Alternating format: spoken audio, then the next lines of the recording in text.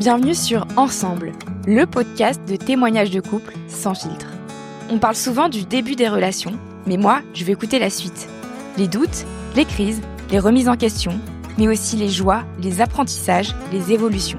Alors avec Ensemble, on plonge dans l'intimité d'amoureux qui nous racontent leur histoire à deux voix. Ils partagent avec nous les hauts et les bas de leur relation, les clés qui les ont aidés à durer et les leçons tirées de leur vie à deux. Ici, pas de couple Gaule, pas de recette magique, juste des récits vrais, inspirants et déculpabilisants. Alors rendez-vous chaque lundi pour découvrir un nouveau témoignage. Parfois, la vie nous met face à des choix qu'on n'aimerait jamais avoir à faire. Et quand ces choix, il faut les prendre à deux, avec la personne qu'on aime, c'est encore plus difficile. Delphine et Mathieu l'ont vécu. À 5 mois de grossesse, ils apprennent que leur petite Noun est atteinte d'une maladie grave, le spina bifida. Alors, on leur donne un choix impossible, tenter de la sauver ou alors lui donner la mort. Dans cet épisode, ils nous racontent sans filtre cette épreuve, leur prise de décision, leur difficulté à se retrouver dans leurs peines respectives, mais aussi l'amour immense qui les a portés à travers cette épreuve. Cet épisode parle d'interruption médicale de grossesse et de fausse couche, donc je vous invite à l'écouter dans les meilleures conditions possibles. Je vous souhaite une bonne écoute. Bonjour Delphine, bonjour Mathieu. Bonjour Émilie. Merci de me recevoir en Bretagne. Vous allez nous parler d'un sujet qui est difficile, mais que vous avez vécu et traversé. Donc vous avez fait un spectacle et que vous avez réussi à en faire quelque chose de joyeux. Avant ça, est-ce que vous pouvez, s'il vous plaît, vous présenter ? Moi, je m'appelle Mathieu, j'ai 40 ans et je danse et je fais danser des gens. Je donne des ateliers de danse de temps en temps et je suis crépier à côté de ça. En tant que bon breton qui se respecte, tu fais des galettes. En tant que bon breton qui se respecte, voilà, je suis producteur de galettes. Je suis Delphine, j'ai 39 ans, j'ai 2 grands garçons, Malik et Gino. Puis je suis chanteuse et chef de chœur. Toi, t'es pas bretonne. Je suis pas bretonne. Comment vous vous êtes rencontrés tous les deux et c'était quand ? On s'est rencontrés en dansant. Fin 2018, et dans des balles. Ouais, moi je donnais des ateliers et du coup elle venait à mes ateliers. Ok. Elle est tombée amoureuse du professeur. Je suis venue à un atelier. T'es venue à un atelier. Ça a suffi. Moi je commençais à danser. Mathieu il avait une présence dans la danse qui était assez impressionnante, qui moi du coup m'a emmenée à un endroit que j'avais jamais connecté. Et du coup un jour je me suis dit, il faut que je lui dise quand même que ça me fait vraiment de l'effet de danser avec lui. Et puis, c'est ça qui a amené qu'à un moment, on a décidé de se rencontrer plus, de passer du temps ensemble. Et ça a été très progressif. On a mis 1 an à se dire, ah tiens, en fait, on pourrait vivre quelque chose ensemble, quoi. Vous en étiez où, chacun de votre côté, dans vos vies amoureuses et personnelles à ce moment-là ? Moi, je terminais une histoire de 15 ans avec le papa de mes garçons. Et moi, je vivais en relation avec une autre femme depuis... ça faisait pas longtemps que j'étais en relation. Je revenais de voyage et du coup, j'étais revenu. J'avais commencé une relation qui s'est arrêtée. Mais ce que vous m'aviez raconté, c'est que vous étiez pas forcément prêt ou envieux de quelque chose de sérieux au début. Moi, après 15 ans de couple, je me disais, en fait, c'est quand même beaucoup plus facile de me débrouiller toute seule. Avoir quelques amants par-ci par-là, ça, je me disais ouais, ça me convient bien. Et c'est là que Mathieu, qui focalisait beaucoup sur tout ce qui pouvait nous séparer, me disait non mais t'as pas le bon signe astrologique, bon t'as le bon prénom, ça va. Par contre, en fait ça peut pas marcher nous deux parce que toi tu veux plus vivre en couple, tu veux plus d'enfants, et moi j'ai jamais vécu ça, alors c'est quelque chose à quoi je pourrais aspirer, de vivre avec quelqu'un, d'être papa, me marier, toi tu veux pas te marier. Alors j'ai réfléchi un peu, je me suis dit peut-être juste moi j'ai peur là de recommencer, mais peut-être que je peux trouver du courage. En tout cas, je me suis dit là, ce que je ressens, ça vaut le coup. Alors, pas longtemps, il m'a pas fallu longtemps pour réfléchir. Je lui ai dit, ok, si tu veux, on se marie, on vit ensemble, on a un enfant. Toi, Mathieu, t'étais dans une phase de ta vie où tu te disais, bon, là, j'ai quand même envie d'avoir le mariage, bébé. Du coup, je crois que la rencontre avec Delphine, elle ouvrait aussi le fait qu'elle ait des enfants déjà. Elle ouvrait une vie de famille qui à la fois m'attirait parce que j'avais jamais vécu ça. Et une fois qu'elle était là, ça m'a fait beaucoup peur. Du coup, voilà, la peur est arrivée de me dire, oula, c'est quand même confrontant. Puis on a choisi de vivre ensemble assez rapidement dans un espace petit. Du coup, voilà, d'être vraiment l'un avec l'autre, avec les enfants. Donc il y a eu un gros changement. Moi, à cette époque-là, j'avais une relation, mais je vivais tout seul. Donc il y avait vraiment, et puis ça faisait des années que j'étais habitué à vivre tout seul. Enfin, la première année, en tout cas, a été vraiment compliquée pour moi. Quand est-ce que vient l'envie, le désir d'avoir un bébé? Au même moment, j'ai été enceinte au moment où on construisait la yourte ici. J'avais 33 ans, je me disais, j'ai pas envie d'avoir des enfants trop tard. Donc j'avais dit, si tu veux, on peut, mais maintenant, quoi. Du coup, j'ai été enceinte tout de suite. Et ça a fait aussi que Mathieu a découvert une nouvelle facette de moi. Et j'ai perdu le bébé quand on s'est installé dans la yourte à 7 semaines de grossesse. Du coup, la relation s'est construite aussi avec cette peine-là qui était nouvelle pour nous deux. C'était l'inconnu. C'était vraiment douloureux. Donc on a découvert un peu tout ça comme on a pu. On l'a pas du tout vécu pareil, forcément. Parce que ça faisait pas si longtemps que ça que vous étiez ensemble, en plus. Non, ça faisait 1 an qu'on se rencontrait, mais voilà, ça faisait quelques mois qu'on avait décidé qu'on voulait avoir une relation sérieuse. Donc voilà, et découvrir l'autre à l'endroit de sa souffrance, de comment on la vit chacun. Moi, j'avais besoin de pouvoir beaucoup m'exprimer, de pouvoir partager avec Mathieu, parce que c'était la première personne avec qui je vivais ça, avec qui j'avais envie de partager ça. Et lui, il était plutôt coupé un peu. Oui, j'ai plus réagi en me coupant, en rentrant dans ma bulle. C'était particulier parce qu'en plus, quand on a perdu le fœtus, Delphine, elle partait en stage à l'autre bout de la Bretagne, genre le lendemain. Et du coup, on s'est séparés directement et moi, je suis resté là tout seul. Et ça a été hyper compliqué pour moi de vivre cette solitude-là par rapport à l'événement qui venait d'arriver. Et donc, il y a eu vraiment une scission. J'ai eu vraiment besoin de me couper. Ça m'a vraiment coupé et l'émotion que je vivais et de Delphine à ce moment-là. Et vraiment quelque chose qui a changé, je pense, à ce moment-là, dans ma manière d'appréhender la relation aussi. De me dire, oula, moi, c'est pas ça c'est pas ça que j'imaginais quand je disais que je voulais me marier, avoir des enfants. En fait, moi, là, d'être confronté à la mort d'un bébé, d'une projection aussi, parce que c'est la mort d'une projection, et les émotions qui vont avec. Là, waouh, c'était quand même vertigineux. Je suis revenu dans la réalité un peu à ce moment-là, de me dire, ah oui, en fait, ça, c'est pas si beau que ce que j'aurais pu imaginer. Ça vous a un peu éloigné, cette peine? À ce moment-là, vous étiez éloigné géographiquement, mais aussi du coup dans la manière de vivre les choses? Moi, à ce moment-là, c'était tellement fort ce qui se passait pour moi. Je me suis même pas posé la question de partir ou pas à ce stage, parce que j'ai senti que j'étais incapable de le soutenir dans ce que ça lui faisait à lui. Et du coup, je suis partie et j'ai fait une semaine de stage de chant qui, moi, m'a guérie vraiment. En tout cas, déjà, juste physiquement, c'était énorme. Mais je suis revenue avec l'envie de partager. Et il y avait un peu un truc de comme si je l'avais abandonné, où du coup, lui, il s'était refermé. Et du coup, il m'a dit, en fait, maintenant, ta peine... trouve d'autres personnes avec qui la partager, parce que moi, je suis pas là pour ça, quoi. Et du coup, ça a vraiment créé un décalage où moi, en plus, je sentais vraiment dans mon corps vraiment cette sensation de ressentir une mort à l'intérieur de moi, quelque chose qui était éteint, et en même temps, donc l'envie de mourir aussi un peu. Et en même temps, le corps qui repart très vite, qui se remet à ovuler, à dire coucou, je suis là, je suis vivant. Et c'était vraiment déjà juste le décalage à l'intérieur de moi. C'était violent à vivre, de pas savoir quelle voix j'écoute, comment je fais pour gérer ces deux opposés à l'intérieur de moi. Et de sentir que 1 mois après, j'avais encore de la peine. 2 mois après, j'avais encore de la peine. 3 mois après, j'avais encore de la peine.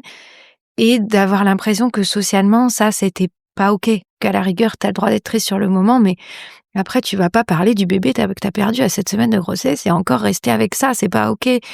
Et du coup, je me suis sentie vraiment seule, pas juste dans la relation, quoi, aussi socialement, de pas savoir comment faire comment dire, où trouver l'espace d'expression de cette peine-là qui avait besoin d'être entendue aussi, quoi. Et vous, concrètement, là, quand tu es revenue de ton stage, vous en avez pas vraiment reparlé, en fait, après? Mais si, mais il y a eu très vite, je pense, beaucoup d'incompréhension, comme si ça avait brisé le lien de confiance. Et puis, je pense, et un sentiment d'échec énorme aussi. Et du coup, en plus, moi, j'avais fait un peu cette erreur-là de dire c'est maintenant ou jamais. Parce que j'étais à un endroit aussi de me dire, je me sens comblée en tant que maman. J'ai eu des super accouchements. Je me sens vraiment comblée par mes 2 premiers enfants. Et que du coup, j'avais de la place pour encore plus, mais pas l'élan d'appeler un enfant aussi fort que je l'avais fait les 2 premières fois. Et du coup, j'ai dit, c'est maintenant ou pas. Et du coup, on a ouvert la porte, j'ai été enceinte tout de suite, on a dit, ok, c'est maintenant, c'est super, on y va, quoi. Et puis là, le bébé s'en va. Alors du coup, ça veut dire quoi? On pouvait pas redémarrer une grossesse et s'exposer à revivre la même chose. En fait, c'était juste impossible. Et je pense ça pour tous les 2, en fait. Mais c'était tout des choses qui étaient très dures à se dire, Et puis il y a eu, comme on se sent coupable, l'échec. Je me rappelle que Mathieu, il m'a dit, mais tu l'as pas assez voulu. Comme si du coup c'était de ma faute, que moi j'avais pas voulu assez cet enfant pour qu'il reste, alors que du moment où il avait été là, j'ai vraiment été pleinement avec cette présence-là pendant 7 semaines, et c'est pas rien en fait. Et du coup, de se dire qu'est-ce qui a pas marché, alors ça doit être de ta faute, et du coup de pas pouvoir se comprendre et se rejoindre à cet endroit-là, et de se dire, en plus comme c'était dur de vivre ensemble finalement. C'était pas si facile pour lui de vivre avec mes enfants, il y a eu un peu un truc de du coup peut-être qu'on s'est complètement planté et que ça vaut pas le coup de continuer cette relation. C'est vraiment allé jusque là. Et du coup 3 mois après, il y a eu un moment où Mathieu est parti pendant 1 semaine. Qu'est-ce qui se passait du coup pour toi? Comme l'a dit Delphine, je pense que j'ai eu de la maladresse dans les mots que j'ai utilisés, dans le fait de rejeter la culpabilité sur elle, ou en tout cas il y a quelque chose de... Moi je vis beaucoup de culpabilité, donc c'est un sentiment qui est fort pour moi, donc je m'en défends. Et une des techniques pour s'en défendre, c'est de rejeter la faute sur l'autre. Donc voilà, il y a eu des moments comme ça, il y a eu effectivement le moment de devoir m'extraire aussi. Et effectivement, la prise de conscience que la relation, c'est pas juste ce qu'il y a de beau, c'est tout le reste. Et là, tout le reste, c'est arrivé en gros package, quoi. Et puis rapidement.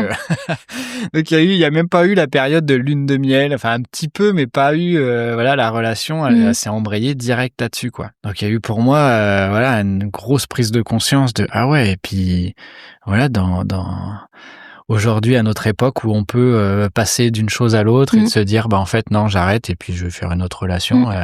Il y a eu un moment où ça demandait à ce que je m'engage, à dire, ouais, en fait. Et quand on a commencé la relation, pour moi, je m'étais dit, je m'engage pendant 1 an à ne pas arrêter la relation, quoi qu'il arrive. C'est quelque chose que je m'étais posé. Un peu comme un Et ce qui était rare pour toi, enfin que c'était nouveau. Je savais que je pouvais très vite passer d'une relation à l'autre, en tout cas que il y avait un truc qui pouvait très vite se couper et dire non en fait hop. Et je m'étais dit non, je crois que j'ai envie de vraiment faire l'expérience et de dépasser. Il y avait l'idée de se dépasser. Et quand cette situation est arrivée, c'était très présent ce truc-là. Je pense que si j'avais pas pris cet engagement avec moi-même, je serais pas resté. Et en fait, je me suis dit, non, en fait, là, il y a une situation qui arrive, tu t'es engagé à dépasser toutes les choses qui pouvaient arriver, donc t'y retournes et on y va, quoi. Et donc, je suis revenu et notre relation, elle s'est basée, j'ai l'impression qu'elle a vraiment une deuxième phase de relation qui a commencé à ce moment-là, où pour moi, il y avait tout qui était en lambeaux et qu'il y avait tout à reconstruire. Et donc, c'est un autre processus que j'aurais jamais imaginé qu'une relation doivent se construire de rien, alors qu'on imagine souvent que il y a un amour, il y a une rencontre, il y a quelque chose de fusionnel, et il y a eu cet engagement qui m'a permis de tenir la première année. Et après, à la fin de l'année, Delphine elle m'a dit pour moi c'est pas confortable que tu reprennes un engagement comme ça sur 1 année, parce que ça voudrait dire que à chaque fois c'est un CDD. Ouais, c'est un peu ça, quoi. Donc elle a dit, en fait, là, ton engagement, ok, cette année, c'était important, mais moi, ça me rassure pas, quoi. Donc, j'aimerais que tu prennes pas de nouveau cet engagement. Mhm. Donc, je n'ai pas repris cet engagement. Ah oui, parce que cet engagement, il n'était pas de toi à toi, c'était un engagement que vous étiez fixé Je lui en avais parlé à Delphine, D'accord. mais Il me c'était l'avait de moi à moi. formulé, mais oui, il m'avait pas laissé le choix. C'était vraiment à moi une sécurité de dire, voilà, si tu veux te dépasser, il faut que tu tiennes cet engagement-là. Et toi, dans ta tête, Delphine, t'étais plus... Enfin, t'avais peut-être moins de problèmes de t'engager sur le long terme si t'étais resté 15 ans avec la même personne. Enfin, c'était quoi? Pour moi, c'est j'ai eu du mal on a eu du mal à se comprendre sur qu'est-ce que c'est l'engagement, parce que du coup, il me disait, mais moi, ce truc-là, je veux pouvoir me dire que demain, je prends mon sac à dos et je m'en vais. Et du coup, moi, et j'ai toujours besoin de le sentir engagé dans le présent. Et j'ai pas besoin qu'on se dise on va vivre toute la vie ensemble, parce que je sais trop à quel point la vie c'est fait de tellement de choses, et que c'est tellement un chemin personnel aussi, et que des fois, en fait, ça marche plus de marcher à côté de la même personne parce que tu changes trop. Enfin, tout ça, c'est une évidence pour moi, et que j'ai pas envie de me dire on va finir notre vie ensemble. Enfin, ça fait pas de sens. Mais par contre, que l'engagement il soit total dans le présent, de là. Aujourd'hui, je choisis d'être avec là, où on l'a revalidé là pour ce lieu de vie il y a pas longtemps. On s'est dit, en fait, tant que ça bouge pas à tel endroit, nous on bouge pas non plus. Et de pouvoir se dire ça, et ça veut pas dire que peut-être dans 6 mois il y a quelque chose qui nous appelle ailleurs, et on redéfinit ce truc-là. Mais par contre, de se dire là aujourd'hui, je te choisis, je choisis cette vie avec toi. Et je la vis à fond, comme si, et je pose mes valises. Et je garde pas mon sac préparé au cas où je veuille partir demain, parce que je pars du principe que demain je serai encore là, parce que là, aujourd'hui, c'est ça qui me convient, quoi. Et ça, j'avais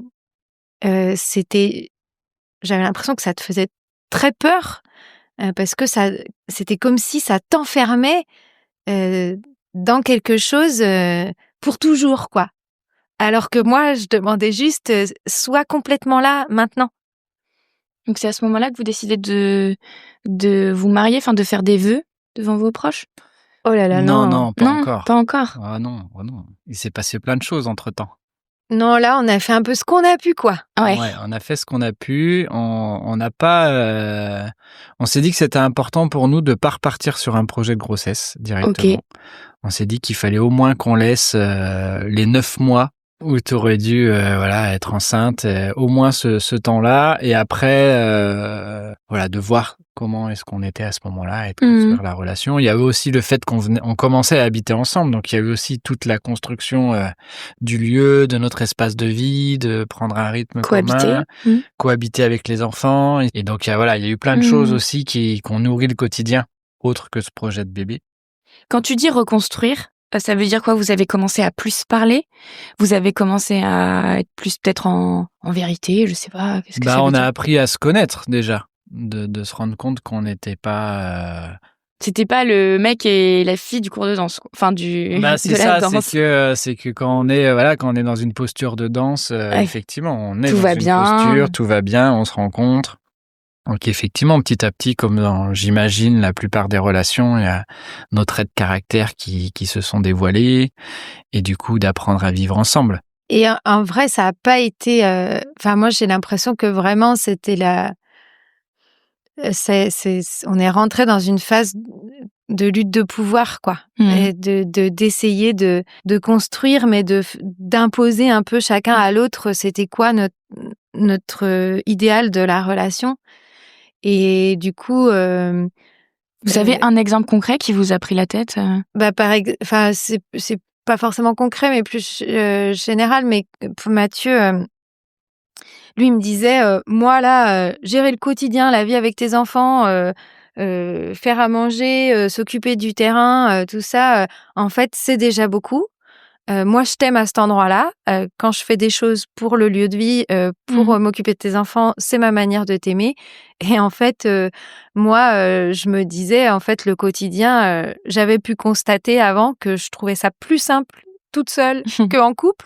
Du coup, j'étais là, mais si la relation, ça se résume à ça, en fait, je préfère qu'on vive pas ensemble. Moi, je demandais du temps de qualité ensemble. Les langages de l'amour. Voilà. Et du coup, on n'avait pas du tout le même langage. Donc, en fait, on essayait chacun de négocier, en fait. Mathieu, un peu, laisse-moi tranquille parce que j'ai fait ça. Et puis, moi, c'était, mais en fait, apporte-moi un peu là de présence parce que sinon, en fait, moi, ça fait pas de sens, quoi. Et du coup, moi, j'ai cette image-là, quoi, vraiment plutôt que d'être dans un vrai accueil ah oui, en fait, tu fonctionnes comme ça, on essayait de tirer de l'autre ce dont on avait besoin, quoi. Et du coup, je crois que ce qui nous a fait tenir dans ce temps-là, c'était vraiment de sentir que en dessous de tout ça, il y avait quand même un lien très très fort que moi, à chaque fois que je me posais la question de est-ce que j'ai envie d'arrêter cette relation et que du coup je redescendais juste à mon corps, qu'est-ce qu'il dit quand il est en sa présence, si j'éteins ma tête, en fait, qu'est-ce qui se passe? Et en fait, le lien, il était tellement fort que je me disais non, ça peut pas s'arrêter juste parce que dans la matière on n'y arrive pas, quoi. Mais quand même on n'y arrivait pas. Enfin, en tout cas, c'était douloureux, quoi, dur, vraiment dur. Ça a duré combien de temps, ça? Un peu toute la vie, quoi. Je pense que c'est un peu l'histoire du couple, hein, mais voilà. mais comment vous vous êtes sortis quand même de... Enfin, c'est peut-être moins présent aujourd'hui, comment? Je pense qu'il y a, voilà, c'est là que notre fille Noun, elle nous a amené la vision que ça pouvait être autre chose. Quelque chose de plus grand. Ouais. Parce que donc du coup, vous décidez d'attendre 9 mois pour essayer à nouveau. J'aime pas ce terme, mais pour remettre en route, en tout cas, ce projet-là. Très vite après, donc j'ai été enceinte. J'ai de nouveau perdu un bébé à 7 semaines de grossesse. Et là, quand même, comme on avait pris du temps pour préparer ce processus, on n'avait plus eu le temps de se dire, peut-être ça va pas marcher tout de suite. La fausse couche, même si j'aime pas ce mot, peut arriver. Et du coup, on était un peu plus près, on a mieux accompagné ça, on s'est fait un petit rituel, on a pris soin de ce petit être qui partait. Et de vous deux, du coup, plus. Et de nous deux. On a invité des gens à venir ici, à être avec nous, juste tout simplement, en fait, à traverser ce moment de douleur. Et ça fait que, on a moins eu ce truc de refermeture de l'un à l'autre et de soi à soi ou vers la possibilité d'accueillir un enfant. Et du coup, j'ai très vite été enceinte à nouveau. Là aussi, vous avez attendu 9 mois ou ça a été plus rapide? On a réenchaîné direct, je crois 2 mois, 1 ou 2 mois après, j'étais enceinte. Et du coup, alors là, on a accueilli pleinement ce bébé immédiatement. En plus, je crois, je l'ai senti au bout de 2 jours, quoi. Enfin, à chaque fois, c'est comme si ça ouvrait mes perceptions. Et là, je me suis retrouvée dans une séance d'ostéopathie 2 jours après, à sentir quelque chose qui vibrait dans mon ventre. Et en fait, j'ai su que c'était parti, quoi. Je l'ai accueilli pleinement aussi, mais avec cette incapacité d'imaginer que au bout de 9 mois, il y allait avoir un bébé vivant. Tu te projetais là, pas. Il y avait cet être qui était là, que j'étais pleinement avec. Mais... Et pour toi, c'était pareil quand tu l'as appris, Mathieu? Ouais, c'était là. Oui, effectivement, il y avait le fait que on n'était plus du tout dans la projection d'avoir un bébé. On était, ça nous a ramené dans le présent de dire, là, il y a un être qui est là dans ton ventre, mais à voir s'il devient un bébé un jour. Mais la projection était beaucoup moins forte qu'elle avait été la première fois. De se dire, en fait, c'est possible que ce bébé, il n'arrive pas, quoi. Quelque chose qui est lâché à ce moment-là, et je crois qu'on était quand même assez raccord sur cette sensation-là. Genre, on n'y croyait pas, quoi. On n'y croyait pas, et en même temps, on était quand même complètement à vivre ça, quoi. C'est vraiment ambivalent. Ouais, parce que j'ai entendu beaucoup de témoignages de parents qui du coup se coupent émotionnellement parce qu'ils y croient pas, surtout après avoir perdu un enfant. En fait, tant qu'ils n'ont pas un bébé vivant dans les bras, en fait, leur cœur il est fermé un peu, j'ai l'impression, et qu'en fait c'était pas du tout ça. C'était vraiment tout ouvert, mais avec cette idée que ça pouvait s'arrêter à n'importe quel moment. Mais on va voir quoi. jusqu'où elle va. Et du coup, à 7 semaines de grossesse, j'ai perdu du sang et on a cru que je perdais le bébé, quoi. Donc, voilà, tristesse. Ça recommence. Et en même temps, ça s'arrête de saigner et on va voir. On commençait à rencontrer une sage-femme avec l'idée de peut-être accoucher à la maison à un moment. Et puis, elle nous dit, si, là, le bébé il est toujours là. Il a l'air d'être toujours là. Elle dit, tu peux aller faire une échographie pour savoir, mais en vrai, c'est trop tôt, en fait. Faut attendre, quoi. Il y avait un truc en fait, il faut laisser passer le temps et puis voir ce qui se passe, quoi. Et dit, à 10 semaines, il y a déjà beaucoup moins de chance. À 12 semaines, il y a encore beaucoup moins de chance. Et du coup, j'ai reperdu du sang à 10 semaines, à 12 semaines, jusqu'à ce qu'on aille faire une échographie autour de 14 semaines, je crois. Et là, on nous dit, tout va bien, un bébé tout à fait normal et accroché. Voilà. Et là, vous avez commencé à vous projeter un peu? Bah oui, là, on s'est dit, ah mais mince, c'est dans 6 mois, quoi. Il faut se dépêcher maintenant. Voilà, donc on a commencé à imaginer, on pourrait faire une extension à la yourte. Enfin, il y a eu comme ça tout un temps où on a vraiment projeté. Voilà. Et on s'est dit, même là, faut quand même qu'on se dépêche, là, parce que c'est bientôt, quoi. Donc, il y a eu vraiment cette phase d'accueil, de se préparer à accueillir un bébé dans notre monde, quoi. Et du coup, là, je pense qu'on s'est plus du tout dit qu'il y avait des choses qui pouvaient mal se passer, quoi. Si, il y avait quand même, d'avoir cette expérience de ce bébé qui était décédé dans le village. Mais quand même, on y croyait à fond, quoi. Vous étiez plus connectés entre vous? C'était plus apaisé? J'ai l'impression que cette phase-là, elle a été vraiment... En plus, moi, le deuxième trimestre, c'est toujours le meilleur moment de la grossesse. Du coup, ça a été une chouette phase, quoi. Et puis, donc, échographie du 5e mois... où là, en plus, on emmène les enfants avec nous parce que je trouve ça toujours trop beau qu'ils puissent voir ça et tout ça. Et là, le docteur, il regarde tout et tout. Et il dit, donc c'est une petite sœur. Par contre, je vais demander aux enfants de sortir et on va parler dans mon bureau. Là, du coup, on s'est dit, oh là là, c'est louche, quoi. Et du coup, on a emmené les enfants dans la salle d'attente. C'était hyper violent, quoi, de les laisser comme ça. Tout seul. Ouais. Et là, alors, il nous dit tout un tas de trucs compliqués, tout en nous disant, je suis pas habilitée à faire un diagnostic, mais elle a un trou dans le dos, elle a le cerveau mal formé. Enfin, du coup, c'était. Je connais des personnes adultes qui vivent avec cette maladie-là. C'est très très très lourd. Enfin, du coup là, c'est vraiment. Il vous donne un nom de maladie, Oui, pas encore. Oui, si. S'il l'a mis dans le rapport, mais il a dit faut pas chercher sur internet parce que moi je peux pas faire le diagnostic. Donc en fait, on a vraiment joué le jeu pendant 6 jours. On n'a pas. Ouais, mais tout en ayant des informations quand même un peu inquiétantes quand il te dit. C'était ça, parce qu'on a imaginé finalement quelque chose de bien pire que ce que c'était en vrai, quoi. On a tout imaginé. On a tout imaginé, mais moi j'ai entendu cerveau mal formé, donc handicap cérébral, trou dans le dos, donc handicap moteur forcément, parce que comment tu fais pour tenir debout avec un trou dans le dos, franchement. Donc ça a été... et là, moi j'ai senti vraiment, je me souviens de cette sensation dans le bureau de ce médecin, d'écroulement, quoi. Là, il y a tout qui tombe. Et toi, tu as ressenti quoi? Pareil. Ouais, il y a eu une espèce de gros vide, c'est ça, le sol qui se dérobe et plonge, une grosse émotion. À l'intérieur, ça se coupe aussi de waouh. Puis les enfants qui étaient avec nous aussi, qui nous demandaient alors qu'est-ce qui se passe et tout, qu'il aurait fallu leur raconter le temps qui s'arrête. Enfin voilà, le choc traumatique de l'annonce d'une telle maladie à 5 mois de grossesse. Nous, c'est notre moment de choc, quoi.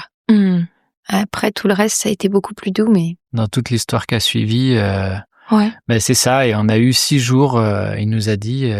on a eu 6 jours sans savoir, quoi. Du coup, on était avec ce choc et ce vide d'informations, là. Parce que 6 jours après, vous aviez un rendez-vous avec un autre médecin, c'est ça? Une nouvelle échographie avec quelqu'un qui était habilité à faire un diagnostic. Donc, voilà, il y a eu ce temps-là qui nous a permis aussi d'accueillir ce choc-là. De se dire, en fait, là, il se passe quelque chose. C'est que la projection qu'on avait commencé à se refaire À partir du 3e mois de grossesse, et ben là, elle s'écroule de nouveau. Donc, on fait le deuil de la projection du bébé vivant, en bonne santé. Et on avance avec ce qu'on va nous dire. Et du coup, au bout de 6 jours, on était prêts à recevoir, ok, qu'est-ce qui se passe et qu'est-ce qu'on en fait, quoi.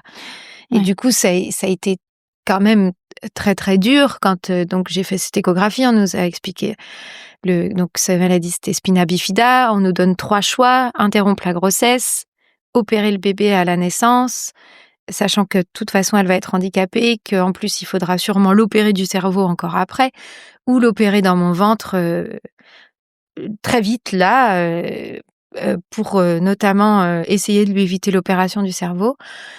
Et là, c'était quand même... Enfin, moi, sur le moment, je me suis dit, mais attendez, c'est quoi ce délire? Moi, j'ai pas signé pour décider de la vie ou de la mort de mon enfant. En fait, je suis pas venue là pour ça, c'est pas OK, quoi. Il y a vraiment eu ça au début.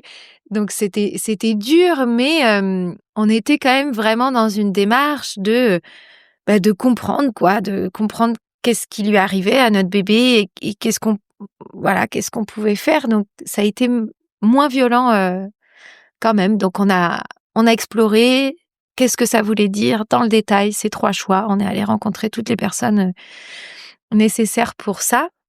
Comment ça se passe entre vous deux pendant ces périodes-là, ces 6 jours, et après ces moments où vous avez ces 3 choix? Vous êtes un peu tout seul dans vos pensées, vous communiquez beaucoup? Et il y a ces 2 phases. La période de 6 jours, on s'est rendu compte, puis même après en reparlant, que on faisait des va-et-vient, quoi.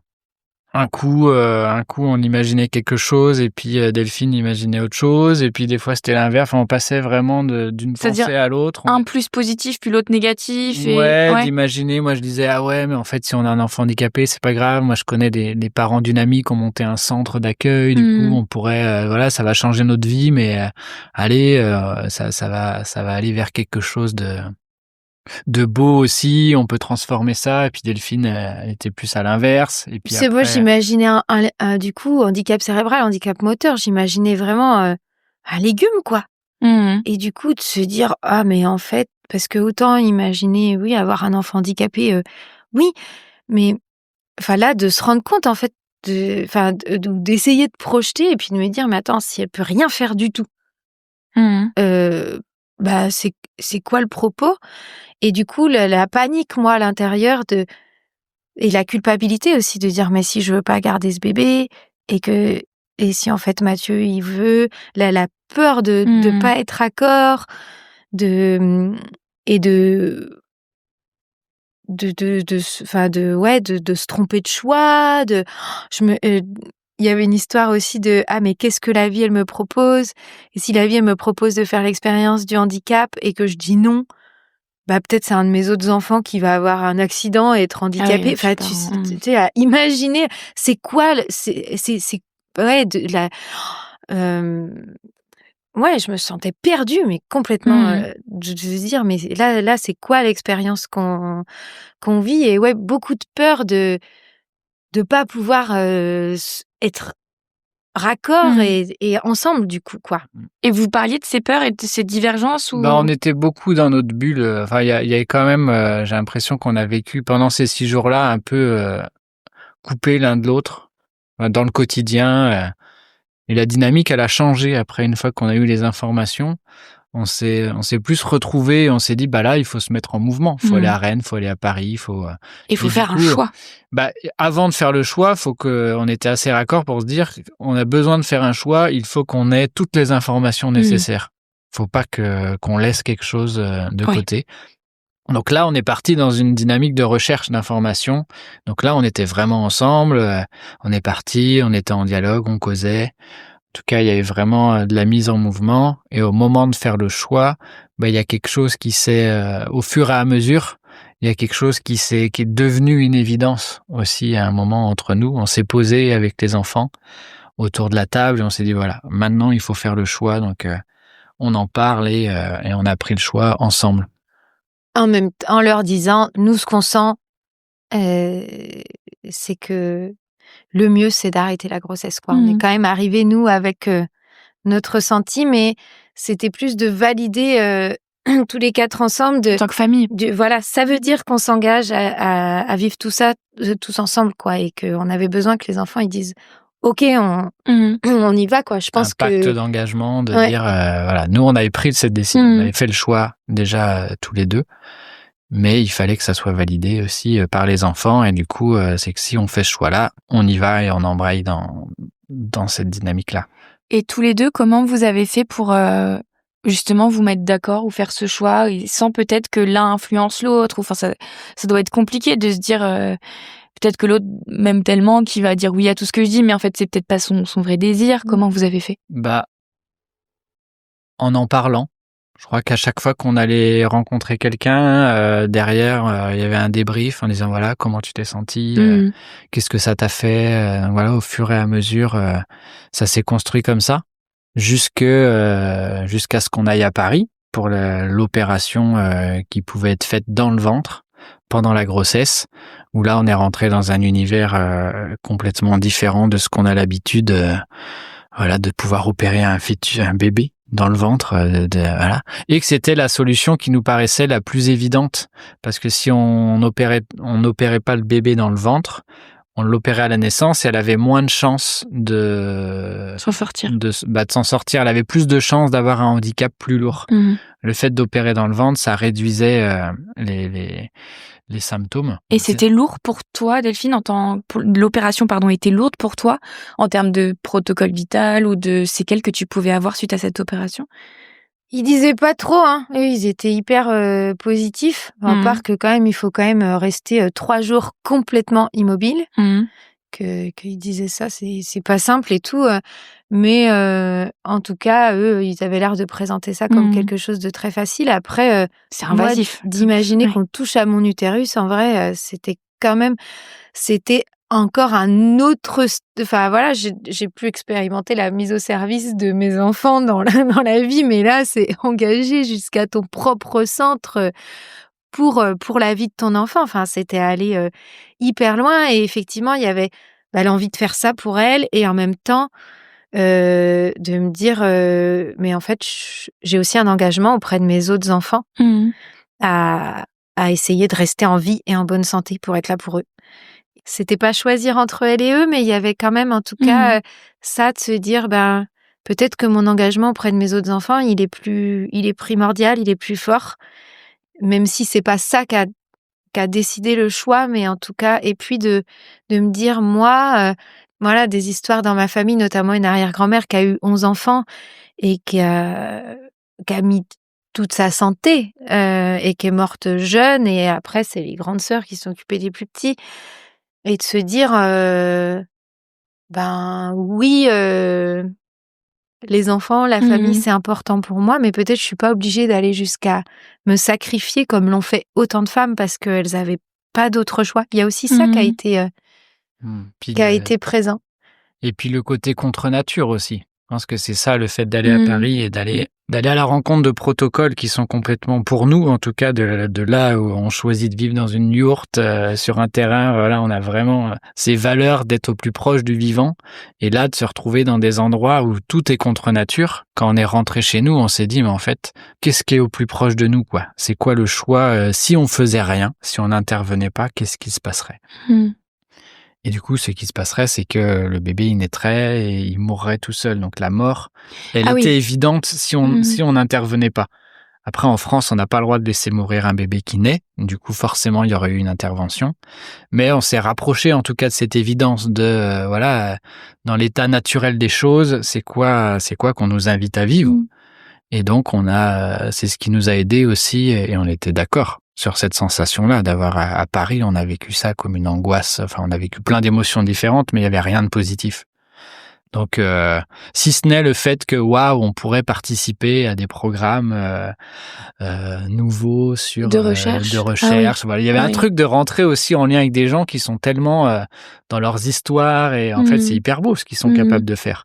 Et de se dire, en fait, c'est impressionnant. Et puis à un moment, on est non, mais en fait, c'est pas notre monde, ça. Donc, mais c'est vrai qu'au début, plus on s'informait, moins c'était évident. On espérait que l'information allait nous permettre de clarifier. Et en fait, on est reparti de Paris en se disant, ça donne envie de le faire. Puis on te dit, en fait, on te donne la possibilité. Ton bébé, il n'est pas viable, mais on te donne la possibilité de le transformer pour qu'il puisse vivre. Bah oui, ça donne envie. En fait, c'était aussi fort, quoi. Et pour revenir sur ta question, je pense que ce qui nous a aidé aussi à être vraiment à l'écoute de ça et à être raccord, parce qu'il y avait quand même cette peur, moi, qui était restée depuis le début de mais comment on fait pour choisir ensemble et être sûr qu'il n'y a pas un qui va dire après à l'autre, en fait, on a choisi ça, mais c'était toi. Enfin, tu vois, moi, j'avais très, très peur de ça, quoi, de comment ça pouvait détruire notre couple aussi. Et en fait, il y a cet ami qui m'a dit, ah, tu sais, c'est à toi de faire le choix. En fait, c'est toi la maman, c'est ton corps. C'est toi qui est la plus proche de ton enfant, qui est la mieux placée pour savoir ce qui est bon pour lui. Et en plus, on vit dans un monde où c'est quand même les mamans qui s'occupent des enfants, que tu sais que si un jour, en fait, il y en a qu'un qui s'occupe de l'enfant, potentiellement, ce sera toi. Et du coup, et moi, je suis revenue vers Mathieu en lui racontant cette conversation-là. Et il y a eu une validation quand même que on avait envie de choisir ensemble, mais que c'était à moi, en fait, d'avoir le dernier mot. Et je crois que moi, ça m'a... C'était dur à accepter, parce que c'était aussi beaucoup de responsabilité pour moi. Mais finalement, ça m'a rassurée et j'ai l'impression que ça nous a détendus et que ça nous a permis, du coup, ça a amené une liberté finalement pour faire le choix ensemble, de se dire que on n'avait pas la même place et ça a permis d'être vraiment à l'écoute, d'être vraiment raccord. Et à un moment, il y a eu... Ouais, cette évidence que oui, c'était très tentant de la garder pour nous et de vivre, d'aller faire cette opération pour qu'elle puisse vivre. Et en même temps, c'était pas nous, c'était pas ce qu'on sentait qui était juste pour elle non plus. Et que du coup, c'était terrible quand même comme choix. Et en même temps, c'était ça qui était bien, quoi. En fait, c'est terrible parce qu'on vous a donné un choix. Et ce choix, toute décision est bonne à prendre et toute décision est mauvaise à prendre aussi. Il n'y a pas de bonne solution. Et donc, on vous a donné une responsabilité qui était immense. Sur le coup, j'ai trouvé ça très injuste. Et petit à petit, on a réussi à se dire que c'était un cadeau. Ah oui? Parce qu'il y a tellement de parents, en fait, qui découvrent au moment où l'enfant naît, en fait. Et nous, par exemple, si on avait... chose que je me sens pas si loin d'être capable de faire le choix de dire non, je fais pas d'échographie, je veux accoucher à la maison, je laisse faire, c'est pas si loin de moi, donc ça aurait pu m'arriver. Et en fait, là, tu découvres à la naissance que ton bébé, il a ce problème-là, et là, on te le prend, on l'opère, on te fait... Et en fait, t'es complètement dépossédé. Oui. Où j'ai entendu tellement d'histoires de parents... conçu, tu vois, une fois ou quand t'apprends que le cœur de ton bébé s'est arrêté et qu'en fait il est déjà mort et que du coup on déclenche un accouchement direct en fait, finalement, de savoir et de choisir, nous, ça nous a permis en fait de faire ce choix-là aussi, ça nous a permis de s'approprier cette histoire-là, d'être vraiment, de prendre notre rôle de parent complètement à un endroit où on aurait pu être complètement largué, dépossédé de tout, quoi. Et qu'en plus de se rendre compte au début, de se dire oui, mais attends, mais là, choisir la mort de son enfant, c'est trop dur. Et en même temps, de se rendre compte que ah oui, mais en fait, une fois qu'elle est née, on n'a plus le droit. On peut plus. On se disait mais si nous là, on s'engage dans tout ce protocole médical, qu'elle enchaîne les opérations, qu'elle souffre. Et qu'on dit non, mais on veut plus qu'elle souffre, et ça, on n'avait plus le droit en tant que parent de dire on veut donner l'amour à notre enfant parce qu'on pense que c'est le mieux pour lui. Ou plus tard, si elle nous avait dit mais moi je veux pas vivre cette vie-là, on leur aurait dit désolé. Et en fait, de prendre conscience que c'était un vrai choix et que au-delà de tout ce qu'on peut penser de la mort, que c'est la fin, que c'est un échec, que c'est ce qu'on veut absolument pas, en fait, peut-être c'est un beau cadeau. Une fois que le choix il est posé, c'était quoi les prochaines étapes qu'on vous proposait? À partir du moment où on a fait le choix, donc on a fait le choix de l'interruption médicale de grossesse, du coup de la mort, on s'est dit ok, on fait ce choix-là, mais on va l'assumer. On va l'assumer, on va pas être dépossédé non plus de ce choix-là. On va l'assumer jusqu'au bout et on va faire tout ce qui est en notre mesure pour pouvoir le vivre de la meilleure manière possible. Oui, parce que habituellement, quand on fait une IMG, on peut le faire assez rapidement et ce que ça correspond aussi à plein de gens de se dire, en fait, c'est tellement douloureux que je veux que ça s'arrête le plus rapidement possible. Mais vous avez pas fait ce choix-là? Ben c'est ça. Il y a des protocoles médicaux qui font que ça peut se faire rapidement. Nous, on s'est dit, on a eu là encore une certaine chance Noun, elle était en bonne santé dans le ventre. Donc Noun, c'était le nom que vous aviez choisi. Le nom de notre fille, ouais. Du coup, à l'hôpital, on nous a dit, vous pouvez prendre le temps. Donc, on s'est dit, on va prendre le maximum de temps qu'on peut pour se préparer et pour se fabriquer aussi des souvenirs avec elle et ne pas faire l'interruption le plus vite possible. Et notre défi à ce moment-là, c'était, on est parti de 3 mauvais choix parce qu'au début, en fait, on te laisse le choix et tu dis, ça c'est nul, ça c'est nul, ça c'est nul.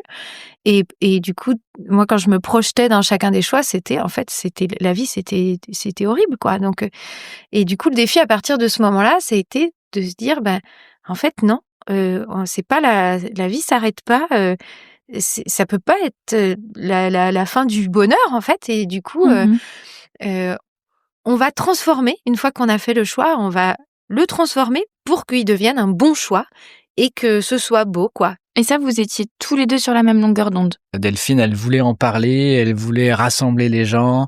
Et là, c'était plus juste faire une petite cérémonie dans notre jardin, c'était de faire une grande fête. Une grande célébration avec plein de gens pendant tout un week-end. Du coup, il y a eu le truc de moi là, c'est notre histoire là. J'ai pas envie d'embêter les gens. Je pense que on voulait tous les deux que ce soit pas un drame. Mais toi, t'es parti du principe, t'as dit c'est pas triste, c'est pas grave, c'est pas triste, donc tout va bien. En fait, il y a pas de problème. Et moi, j'ai dit si, en fait, c'est hyper grave, c'est hyper triste. Et du coup, il va falloir que on traverse ça et qu'on le transforme. Du coup. Oui. Mais sur même le choix de ne pas faire l'interruption dès le départ et de prendre ce temps, ça c'était assez clair pour vous. Il y a eu le côté, moi je crois que j'ai dû être traumatisé par l'hôpital et il y a un truc où j'avais pas du tout confiance dans l'hôpital et du coup il y a eu aussi tout ce chemin de retrouver de la confiance, de construire un projet réel avec les personnes de l'hôpital, d'aller leur dire nous on a envie de ça, est-ce que c'est possible?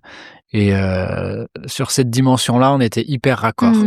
Et sur choisir le moment, choisir une date symbolique, tout ça, on était vraiment d'accord sur ces choses-là. Ouais, on avait envie que ça rentre. On est rentré dans un processus un peu. Alors, j'ai le mot sacré qui vient, mais c'est peut-être pas le bon mot, mais un peu de dire on avait besoin de faire du sens, que ça rentre un peu dans une dimension, une dimension sacrée, quoi, de dire là, on fait quelque chose de fort et on a envie de pouvoir y mettre tout le sens qu'on veut. Et que ce bébé existe, qu'il ait sa propre vie aussi. Voilà, et qu'il existe et qu'on se sente pas dépossédé dans toutes les étapes et que ce soit par l'accompagnement funéraire et que ce soit dans l'accompagnement médical. Donc on avait envie de poser des actes symboliques à chaque fois. Donc ça nous a aussi mis dans une dynamique de on est ensemble contre il y avait un peu un truc militant contre le monde hospitalier et contre le monde de l'accompagnement funéraire, de dire non, nous on a envie que ça puisse se faire à notre image. Donc on va se mettre ensemble et on va avancer ensemble dans ce projet. Et je pense que j'avais aussi envie de t'offrir ça une grossesse qui dure aussi plus loin, parce que tout ce qu'on a vécu avec elle, en fait, elle était hyper présente. Donc d'avoir que je pouvais pas lui offrir un enfant qui allait grandir, mais en tout cas d'avoir ce lien avec ce bébé dans mon ventre et de le vivre le plus longtemps possible et de vivre toutes ces étapes aussi et moi aussi de m'offrir ça. Enfin, c'était précieux, quoi.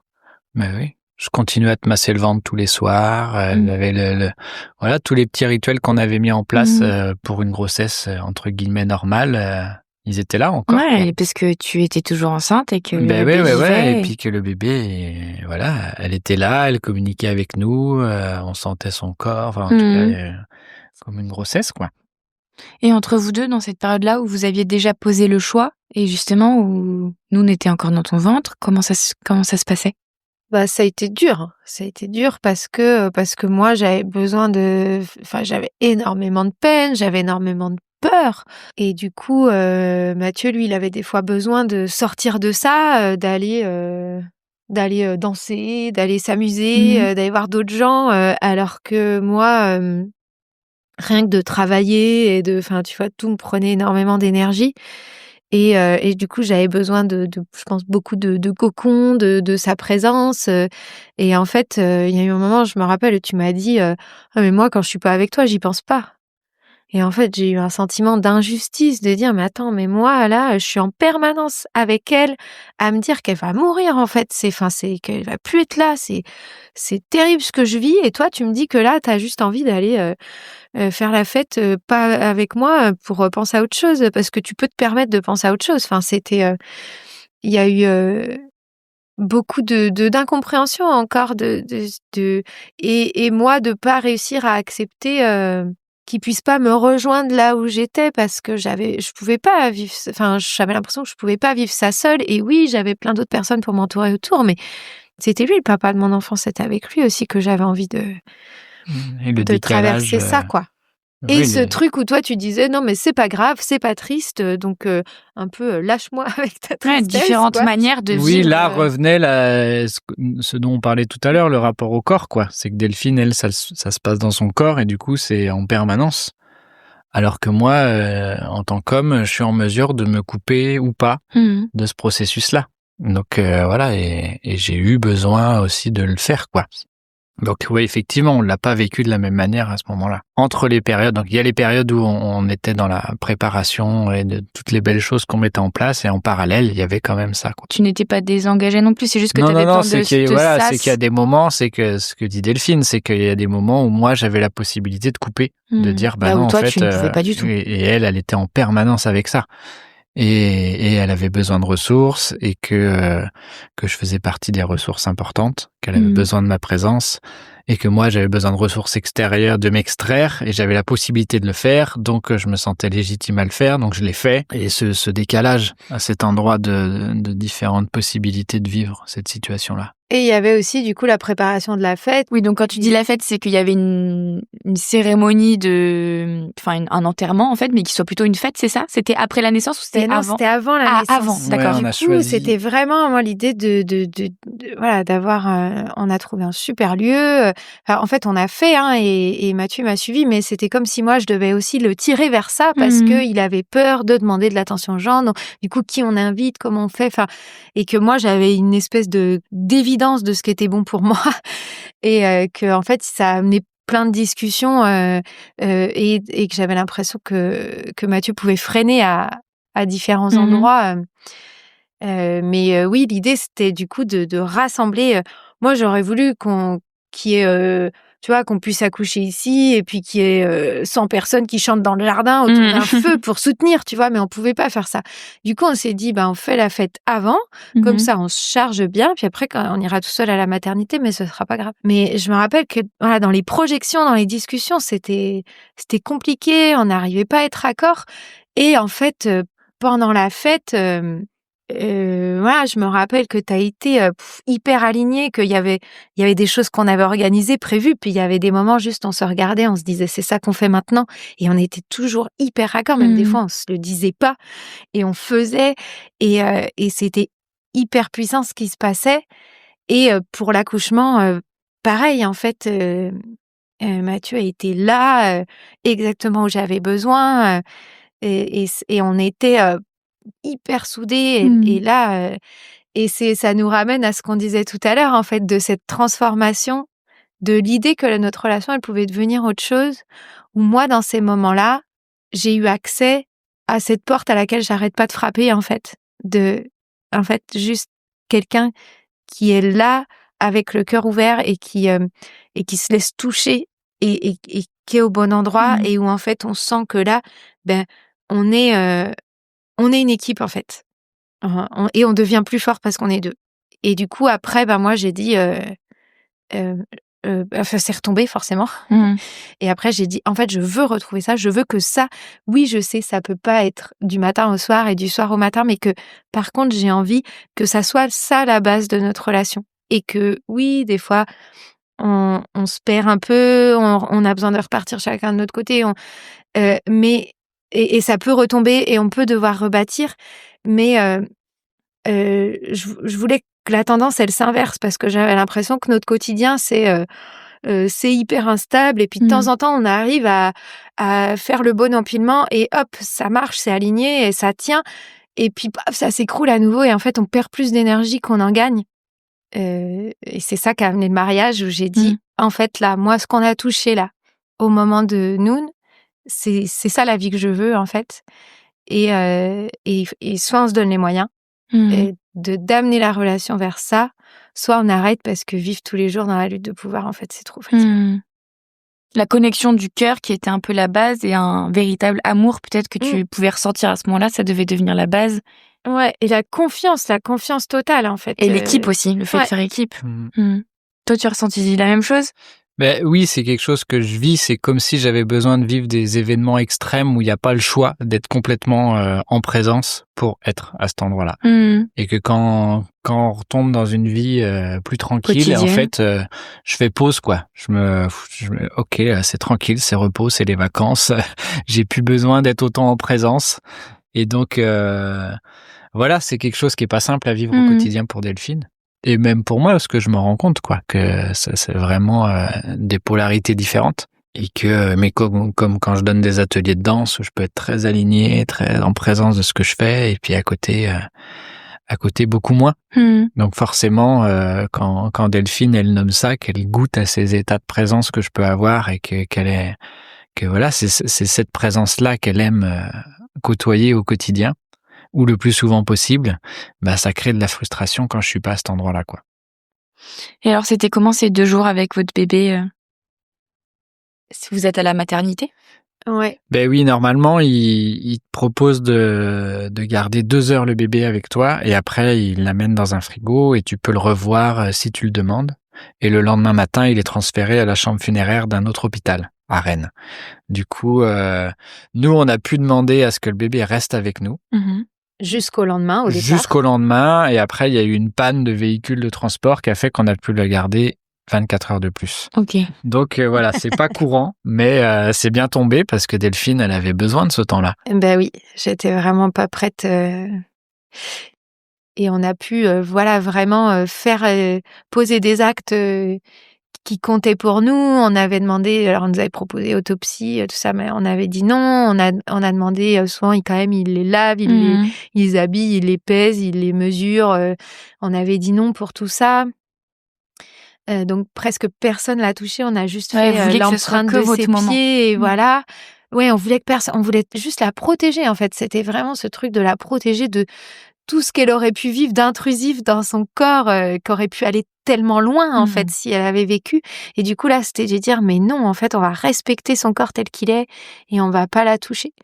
Et c'était aussi pour nous et puis pour mon deuxième fils aussi qui avait du mal à comprendre pourquoi est-ce qu'elle pouvait pas vivre, et en fait de voir son corps, de voir le trou dans la poche dans son dos, de voir ses ce qui jambes était visible, ouais, du coup, c'était pas qu'une image, c'était très gros en fait, c'était bien plus gros que ce qu'on imaginait, et de se dire mais heureusement qu'on n'y a pas touché, de voir elle avait les jambes atrophiées, donc de voir en fait, de capter que oui en fait ce corps là n'est pas viable. Ouais. C'était quand même énorme en une journée d'abord son cœur s'arrête dans mon ventre, donc elle bouge plus. Ensuite, elle sort de mon ventre. Ensuite, je l'ai contre moi et en plus là, il nous avait fait tellement peur que le corps se dégrade très vite. J'avais envie de dormir avec elle contre moi, mais j'avais trop peur en fait de rester au chaud contre moi, que ça l'abîme, que je me réveille et qu'elle soit complètement déformée ou je sais pas quoi. Et du coup, je me disais, il faudrait que je la pose pour dormir. J'étais épuisée quand même après cette journée-là. Et en fait, c'était de dire, mais là, c'est trop de séparation d'un coup, là. Et heureusement que déjà, ils nous l'ont pas enlevé. Et puis, le lendemain matin, j'étais encore très fatiguée et de me dire, mais là, je suis pas prête, en fait. J'ai encore besoin de l'avoir avec moi, de pouvoir la regarder, et d'avoir ce temps aussi, cette panne de véhicule, là, qui nous l'a laissé encore plus longtemps. Déjà, ça m'a permis la deuxième nuit d'avoir assez récupéré pour la bercer presque toute la nuit, en fait, et d'avoir vraiment ce temps où je suis en présence et j'accompagne. Aussi, de voir le corps qu'effectivement qui change, de sentir la vie qui s'en va de ce corps, parce qu'en fait, c'est pas le cœur s'arrête et du coup il y a plus de vie dans le corps. En fait, c'est beaucoup plus long, et d'avoir ce temps de pouvoir accompagner ça, d'être avec ce corps qui est petit à petit abandonné par la vie et qui devient plus qu'une enveloppe. Et ben ça, c'était vraiment important en fait pour moi. Toi, tu as vécu ça comment? Eh ben, je suis allé chercher des sushis, je suis allé chercher les enfants, je me suis mis dans le fer. Voilà, bah, il y a eu plusieurs choses. Oui, ça a été impressionnant pour moi. On n'était pas du tout au même endroit dans la sensation. Et puis encore une fois, tu ne le vivais pas dans ton corps à toi. Bah, je le vivais pas dans mon corps, et puis émotionnellement, voilà, j'étais en partie coupé aussi, quoi. Il y a eu le truc de, voilà, là, c'est trop d'émotions, il faut que je me mette en mouvement. On avait envie que les enfants ils viennent la voir, du coup je suis allé chercher les enfants chez leur papa. Je suis revenu, après j'étais là, j'ai fait les liens avec en tout cas, et j'ai été aussi présent avec Delphine. Je pense que j'étais plus présent avec Delphine qu'avec Noun. Enfin, il y a eu quelque chose où voilà, je l'ai pris dans mes bras. Il y a eu des petits moments de grâce, d'une certaine manière, qui sont imprimés dans ma tête. Mais j'ai moins eu cette sensibilité maternelle qu'elle vient de nommer. Tu étais plus dans l'accompagnement et dans le... J'étais plus en soutien. J'étais plus en soutien et à faire les choses, qu'il y avait à faire autour, et puis de me bouger, de pas laisser trop les émotions m'envahir. En tout cas, il y a eu. Mais t'as pris soin parce qu'on n'avait pas coupé le cordon. Oui, c'est ça. Donc on avait gardé le placenta parce qu'on voulait que tout mettre dans le cercueil, avec son cordon, son placenta, de se dire en fait le cordon, on le coupe quand le bébé il s'est mis à respirer, et elle, c'était pas du tout ça qu'elle traversait. Puis cette envie de pas jeter ce morceau de moi, le placenta qui mourait aussi avec elle, et de pouvoir symboliser aussi que moi, il y avait une part de moi qui allait mourir aussi. Et du coup, t'as préparé le placenta, t'as pris soin en fait aussi d'elle, t'as été présent, je trouve, dans les soins à apporter à son corps quand on l'a mise dans son linceul. Est-ce que c'est une expérience qu'on vit pour toi, notamment en tant que femme, et tu vois, un peu individuelle, ou est-ce que vous avez ressenti que vous avez vraiment vécu ça? Je parle vraiment des heures là, que ces 2 jours, à 2. Non, pour moi, on était vraiment ensemble. Bah oui. Puis on était que deux, parce que les enfants sont venus, ils ont passé peut-être 1 heure. Il y a une amie qui est venue prendre des photos, mais après, le personnel du service médical qui sont passés, mais on était tous les deux dans notre chambre, dans notre petite chambre. Donc forcément, on était ensemble. La vie autour était complètement arrêtée. Quand je suis allé, parce que c'était pas très bon ce qu'ils nous donnaient à manger, donc je suis allé acheter des sushis. Voilà, il y a eu un truc de waouh, il y a encore, la vie existe à l'extérieur, quoi. Donc quand je suis revenu, c'était voilà, on est dans notre bulle. Donc. Et en fait, c'est quand on est rentré ici que c'est retombé. Ouais, c'est ça. Il y a eu l'apothéose. Alors l'après, du coup, qu'est-ce qui s'est passé après? Bah l'après, on est retombé.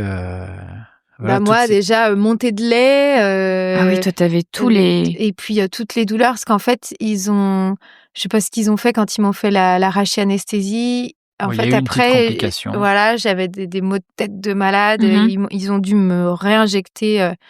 Et en fait, j'ai eu très très mal au dos. Donc tant que j'étais avec Noun, j'ai pas trop fait gaffe. Et en fait, après, j'avais juste la douleur, la montée de lait, le vide. Et en même temps, on est revenu ici, donc les enfants sont revenus aussi. Donc en fait, Mathieu, il a été complètement dans le faire, et moi, j'étais juste dans l'expérience de ce vide abysmal, quoi. Mais effectivement, moi, j'ai eu besoin, en revenant là, il fallait que que les émotions s'arrêtent, quoi. Du coup, de repartir dans du mouvement, de faire des choses. Et Delphine, elle était pleinement avec tout ce qu'elle vivait émotionnellement. Donc ça, on est retombé dans ce décalage.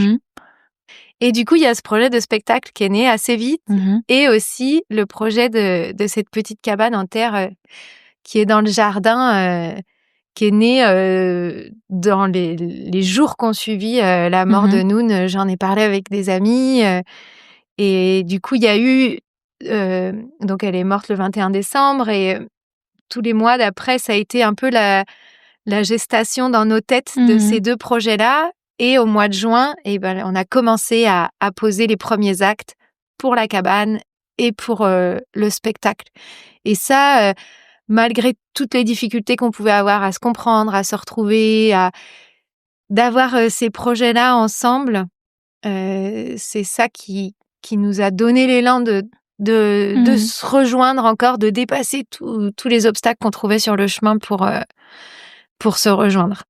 Et de la mettre au monde aussi différemment. On n'est pas reparti encore une fois sur un projet de naissance. On s'est dit là en fait on a envie que cet enfant elle existe et du coup elle peut pas exister physiquement mais on va la faire exister. On va faire exister son histoire. La création du spectacle elle a permis donc on a été revisité toutes les émotions, tous les différents moments qu'on a vécu pendant le processus. Ça vous a sans doute obligé à beaucoup parler, la création de ce spectacle. C'est ça nous a permis de se rendre compte qu'on n'avait pas vécu les mêmes choses, parce que là, tout ce qu'on te raconte sur le moment, c'est digéré, et de se dire, ah ouais, toi, t'as vécu ça à ce moment-là, mais waouh, moi, j'étais pas du tout à cet endroit-là.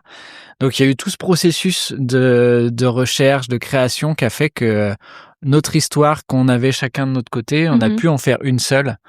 Bien qu'à certains moments, on n'était pas au même endroit, mais ça nous a permis aussi de se retrouver vraiment. Et on a quand même au niveau parce que notre couple, pour en revenir au sujet du couple, il y a beaucoup de personnes qui nous disent, quand il y a un bébé qui décède, souvent les couples, en fait, ça s'arrête parce que c'est trop dur à vivre et on avait conscience de ça. Et aussi quand ils ont un enfant handicapé, du coup, de toute façon, on n'avait pas d'espoir. Ouais, de toute façon, on faisait partie de là, on est on est des rescapés, quoi. On est toujours ensemble. Donc, il y avait cette conscience-là de dire, on va encore se retrouver face à des gros dilemmes, sûrement des émotions, des manières différentes de vivre les choses. Donc, on a enclenché aussi des processus d'accompagnement thérapeutique. On a mis plusieurs outils en place dans notre vie qu'on utilise plus ou moins régulièrement, mais qui nous ont soutenus dans le processus de dire, en fait, on va essayer de faire en sorte que notre histoire, elle s'arrête pas et qu'elle continue. Moi, j'ai vécu pendant plusieurs mois dans la nostalgie de ce qu'on avait vécu pour nous, de l'endroit où on avait été ensemble et de voir que cette connexion hyper profonde et que ça ne revenait pas. Du coup, je l'ai demandé en mariage. Elle a dit, on va se marier. On va refaire une fête, mais du coup, pour se marier. Voilà. Et c'était cette même sensation. Moi, la raison de cette fête pour nous, c'était de se dire, là, on vit quelque chose qui nous dépasse. On est trop petits tous les deux pour le vivre tout seul. Donc, on a besoin de créer de l'énergie collective autour de nous pour être capable. Et ça avait tellement bien marché que, en fait, je lui ai dit, là, notre relation, là, ce truc de lutte de pouvoir, on n'arrive pas à en sortir tout seul. On n'a pas de modèle, en fait. On nous a pas appris, en fait, à s'aimer, à se respecter, à prendre soin l'un de l'autre. Et du coup, on est trop petits, tout seul, on n'y arrive pas. En fait, on a envie, on voit bien, si on est toujours ensemble, on a envie, mais on n'y arrive pas. Et du coup, on va se créer, pareil, un accélérateur de particules, un outil de transformation qui va nous projeter vers cette possibilité de autre chose, quoi. Et pour moi, le mariage, c'était pas un aboutissement, c'était un début, quoi. Mais qu'il fallait mobiliser toute cette énergie pour créer ce début. Pour s'engager face à la tribu d'une certaine, à la tribu, d'avoir tribu le des êtres humains de se dire, on s'engage plus. Au début, moi, je m'étais engagé avec moi-même. Puis après, avec Delphine, on s'est engagé à 2. Et là, l'idée, c'était de s'engager devant témoins et de poser un acte symbolique qui dit, en fait, on y va, quoi. On choisit de vivre ensemble et d'avancer quoi qu'il arrive. Qu'est-ce que vous diriez à un couple qui vit qui vit une situation un peu similaire à la vôtre? De d'oser se dire même ce qu'on a l'impression qu'on peut pas assumer, qu'on peut pas dire, mais de juste de pouvoir se le dire, quoi. Et que c'est pas grave de pas être au même endroit. Et d'en parler. Je crois que j'aurais envie de rajouter ça aussi. Qu'en fait, on porte la charge que ce soit pour la mort ou le couple, la relation, qu'en fait, on porte une histoire qu'on peut pas porter juste à 2, quoi. Du coup, l'importance d'en parler, alors soit à des personnes compétentes ou soit à des proches. Merci beaucoup à tous les 2. Eh ben, merci à toi. C'est un bel exercice de pouvoir parler de nous comme ça. On se découvre un peu plus grâce à toi, encore. Si cet épisode vous a plu, notez le podcast sur votre plateforme d'écoute préférée, laissez un commentaire, partagez l'épisode autour de vous. C'est ce qui m'aide le plus à faire grandir le projet. Et pour suivre les coulisses du podcast, rejoignez-moi sur Instagram @ensemble.podcast. À très vite pour un nouvel épisode.